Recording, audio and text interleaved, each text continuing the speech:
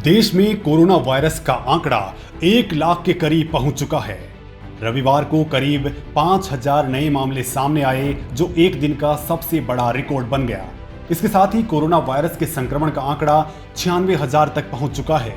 ये सब देखकर हर कोई जरूर डर रहा है, लेकिन अगर आंकड़ों को बारीकी से देखते हैं तो इसमें ही भारत को राहत और दिल को तसल्ली भी मिलती है, क्योंकि देश में लॉकडाउन 4.0 में धीरे धीरे तमाम तरह की रियायतें दी जा रही हैं।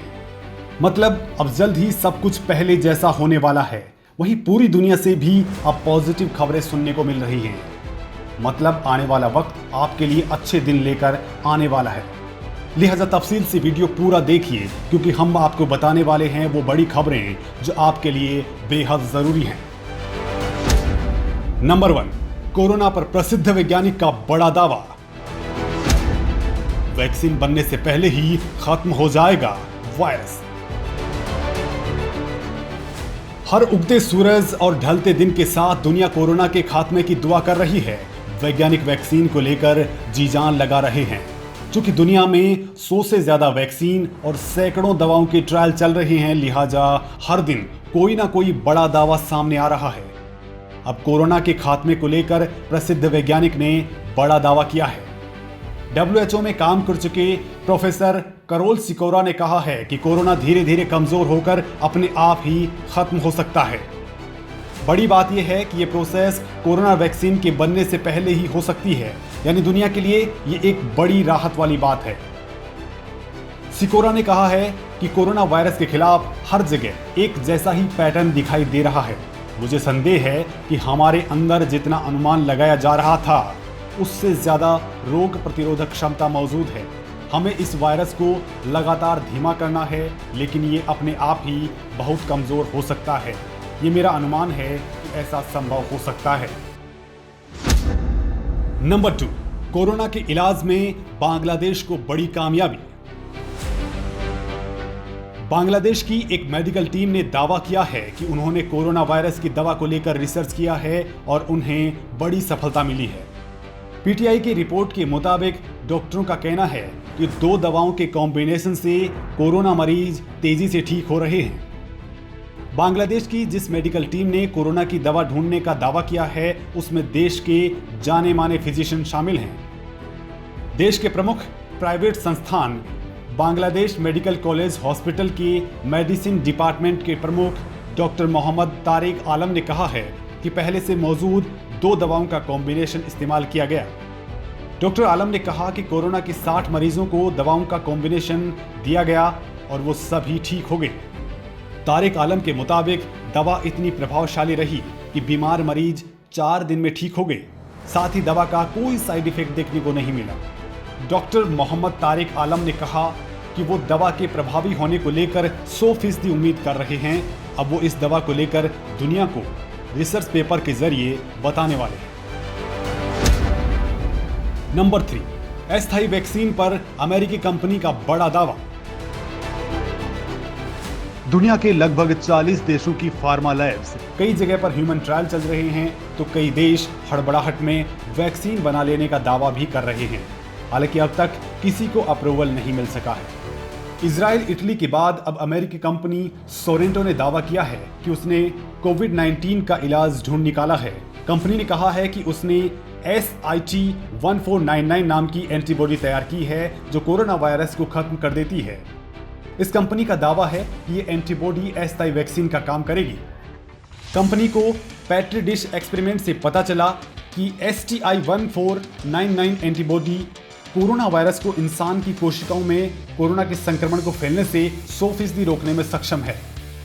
शुरुआती बायोकेमिकल और बायोफिजिकल विश्लेषण भी संकेत देते हैं कि STI-1499 एक संभावित मजबूत एंटीबॉडी दवा है।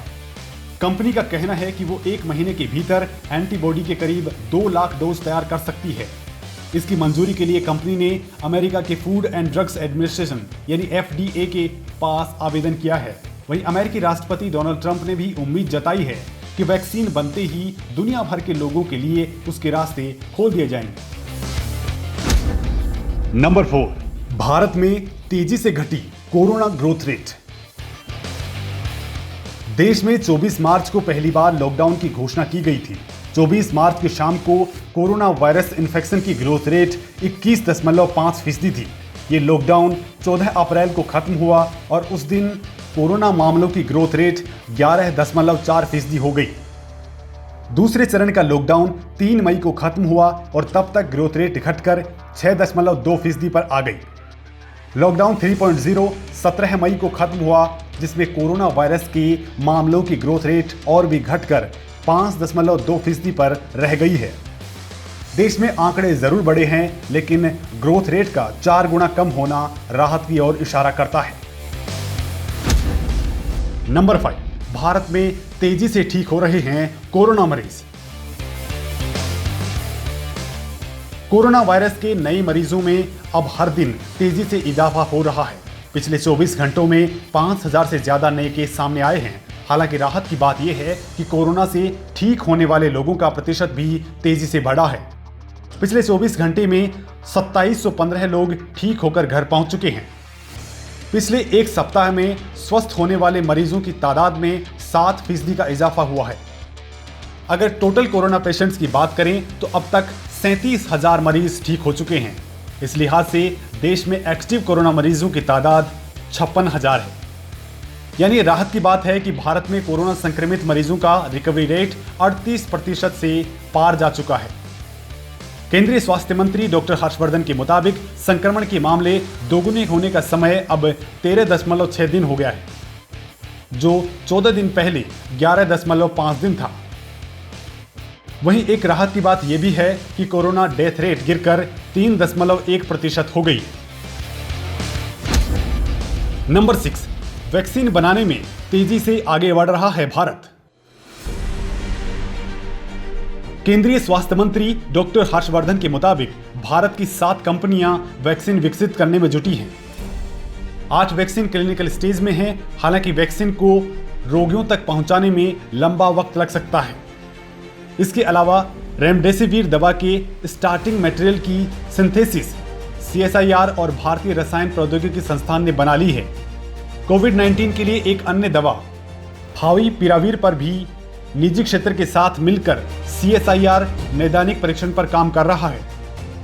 वहीं आयुष मंत्रालय के साथ चर्चा के बाद वैकल्पिक आयुष दवा का कोविड-19 प्रभावित इलाकों में कार्यरत कर्मियों पर नैदानिक परीक्षण शुरू कर दिया गया है।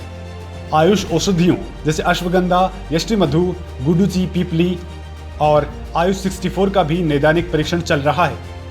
डॉक्टर हर्षवर्धन के मुताबिक देश के पास दुनिया में आयुर्वेद की श्रेष्ठता को वैज्ञानिक तरीके से सिद्ध करने का बड़ा अवसर है और इस दिशा में देश के वैज्ञानिक तेजी से आगे बढ़ रहे हैं। नंबर 7, कोरोना से लड़ाई के लिए भारत की माकूल तैयारी। कोरोना संक्रमण के खिलाफ भारत पूरी मुस्तैदी से जुटा हुआ है। फिलहाल देश में 919 Covid special hospital, 2036 Covid special health centre और 5,739 कोविड केयर सेंटर काम कर रहे हैं। इसके अलावा 9,500 क्वारंटीन सेंटर काम कर रहे हैं। ये सभी isolation beds, ICU, ventilator, oxygen facility से लैस हैं। वैसे देश में फिलहाल 0.37% मरीजों को ही वेंटिलेटर की जरूरत है और करीब 3% मरीजों को ICU के बेड की दरकार है। वहीं डॉक्टर्स और दूसरे मेडिकल स्टाफ के लिए देश में अब रोज 3 लाख से ज्यादा PPE किट बनाए जा रहे हैं। खबर यह भी है कि आने वाले दिनों में ज्यादा से ज्यादा टेस्ट पर जोर दिया जाएगा। इसके लिए जुलाई तक भारत 1 करोड़ टेस्ट करने वाला है।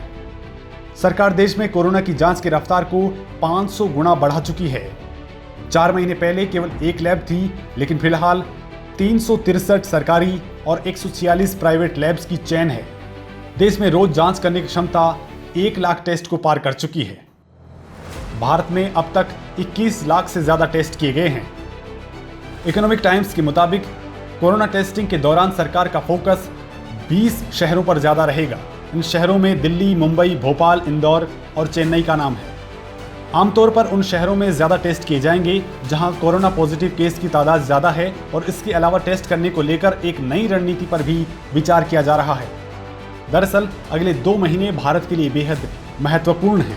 हालांकि भारत में कोरोना टेस्ट के ताज़ा आंकड़ों पर नजर डालें तो देश में 4.3% लोग ही कोरोना पॉजिटिव पाए गए हैं। नंबर 8, बड़ा सवाल, देश में तेजी से क्यों बढ़ा संक्रमण का आंकड़ा। देश में लॉकडाउन, सोशल डिस्टेंसिंग सब हो रहा है, लेकिन कोरोना वायरस के मामले लगातार तेजी से बढ़ रहे हैं। एक्सपर्ट्स के मुताबिक इसकी एक बड़ी वजह लॉकडाउन 3.0 में दी गई रियायतें हो सकती हैं। इसके तहत देश में दुकानें खोली गई, लोगों को एक निश्चित समय में घरों से निकलने की आज़ादी दी गई, क्योंकि दुकानें बंद होने से इकोनॉमिक एक्टिविटीज रुक गई थी, जिससे लोगों के भूखे मरने की नौबत आ गई थी। वहीं दूसरी ओर लॉकडाउन की शुरुआत से अब तक लाखों की संख्या में प्रवासी मजदूर अपने घरों को पलायन कर रहे हैं, जिनमें से बहुत सारे लोग सोशल डिस्टेंसिंग का पालन भी नहीं कर रहे। यानी दोस्तों, कोरोना को रोकना है तो सरकार के साथ साथ आपको खुद को भी सतर्क रहने की दरकार है, जब तक कि वैक्सीन या कोई ठोस दवा सामने नहीं आ जाती है। धन्यवाद।